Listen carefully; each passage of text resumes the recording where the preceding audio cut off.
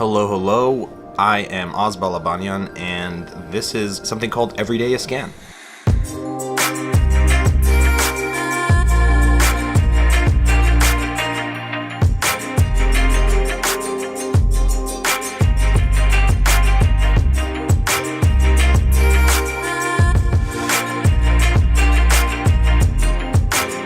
I started this series so that I can force myself to just produce a new photogrammetry scan every single day. And what that means is me taking this camera and like running around San Francisco with it, or whatever city I find myself in for the next 30 days, finding really interesting locations, rooms, sculptures, art, whatever I can find, and basically 3D scanning it with a camera.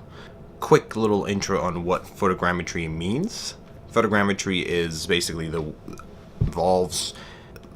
photogrammetry is a really easy way of and so using my camera I can basically take pictures of whatever I'm trying to capture from every angle. It's like walking around and doing all these intermittent overlapping pictures. And so what that produces is something amazing. It doesn't involve anything too expensive. I'm using a DSLR, but I used to do this with my iPhone. Anyway, why I consider this important and why I'm actually doing it actually involves what I predict will happen in the next 5 years, is that 3D and actually capturing the world in a volumetric sense will be very important. Anyway, let's talk a little bit about this week. Beta. So on the first day, I had the pattern tile stairs that I put up on Sketchfab. And so this was something I found in kind of in front of a house in San Francisco when I was just driving past it. My girlfriend and I just saw it for a second. We're like, that's really cool. Let's go take a picture of it. So she went to go take an Instagram photo. I went to go take many photos and do a photogrammetry scan. I ended up taking 40 images. I like to call what I do guerrilla photogrammetry. It's being able to go places really quickly, running up and down, taking photos without attracting too much attention, because people would just be like, why are you taking pictures of the floor? Anyway, it started as me just being fascinated by the colors and the patterns, but when I actually reconstructed it into photogrammetry, photogrammetry isn't perfect, and so the models that you'll get will have certain holes or irregular patterns, and so to fix those, threw that into mesh mixer, basically just cleaned up. Actually no, this one I actually fixed in VR using Oculus Medium, where it's made for artists to create sculptures, but they also have a OBJ import tool where you can throw in a pretty high poly model. So this was around 1 million polygons, I think, when I first had it. Threw that in there, and then it converts it into clay, which is their form of, 3D objects, and I was able to go in and really clean those models up. So if you're interested in seeing my workflow on this, I try to stream every time I'm doing this type of workflow. But the cool thing about it all is that I kind of did a crop on the stairs because I didn't like the way the rails came out on the side, as well as there was a wall on the left side. And so I just cropped those out of the model and then just had the stairs. And what happened is that there's 1 or 2 tiles were also cropped out. And when you retexture things, Reality Capture uses the same camera positions, and so it reprojects the textures wrong. And so what it kind of reminds me are those art pieces that have melted crayons coming down. I don't know, I thought it was really cool. I thought it was a good way to start the series. So let's move on to the next one. Number 2, the self-portrait from Antoine Coysevox. Friends, I don't know how this guy made a self-portrait of himself in 3D. It's not even using him. I don't know, maybe he used a mirror. But this was a fun day. So I went to the Legion of Honor in San Francisco, which is a museum that's filled with sculptures, whole art, and they had an exhibit for Rodin, actually, for Klimt and Rodin. Did I bring that? Yes. And so found some really incredible pieces in this museum. I was running around like a maniac with a big camera in my hand.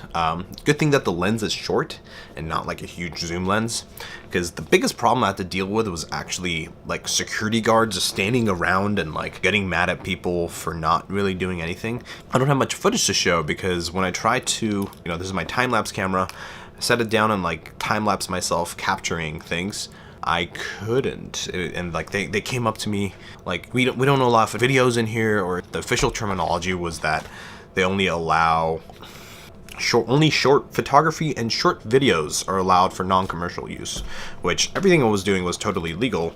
I just wanted to capture a video of myself walking around sculptures while I was scanning them. But anyway, I just didn't want it to be conspicuous anytime I was like scanning these models, because at the end, I also don't want to disturb others when it comes to, you know, like experiencing that art. Photogrammetry really involves basically doing an entire overlap around a sculpture, thereby blocking everyone in their views. And so I try to be super inconspicuous. The way I just kind of got around it was I would take a few photos at a time, put the camera down and just like contemplate and look at the sculptures, and then pull the camera back out and then continue taking a couple more. I don't know. You just have to keep your eyes open, make sure you're not causing a scene or disturbance around you, and you know, just don't try to be an asshole. Don't be an asshole. Anyway, that second day, I ended up capturing like 15 different pieces and sculptures that I still have yet to process, but it kind of gives me a good backlog of things that I can refer to if I'm going to try and do this every single day for the next 30 days. And so that was day 2. So the third day, I decided to get a little bit more artistic with these sculptures. I'm trying to work and play with the framing of these photogrammetry scans, because a lot of the time people just put up a scan and that's it. But I think art is just as much about the content as it is about the framing, right? Like, that's what a lot of people put a lot of money and time into, getting elaborate frames for the piece of art. I'm saying, what does that mean in a 3D sense? You know, to have a photograph, a volumetric photograph, and how do you frame that in a VR world? Using tilt brush, I was able to create like really beautiful strokes and colors around this lion. So the lion was a entrance piece to the Legion of Honor. It also has this really cool lighting. So there was a clear and bright sun that was like shining down from one angle, cutting off the face, you know, in half. And the camera I was using, the A7R II, had enough dynamic range that you can play with to get details in both the darker side and also the brighter side. So moving on to the fourth piece, battle between Greeks and Persians.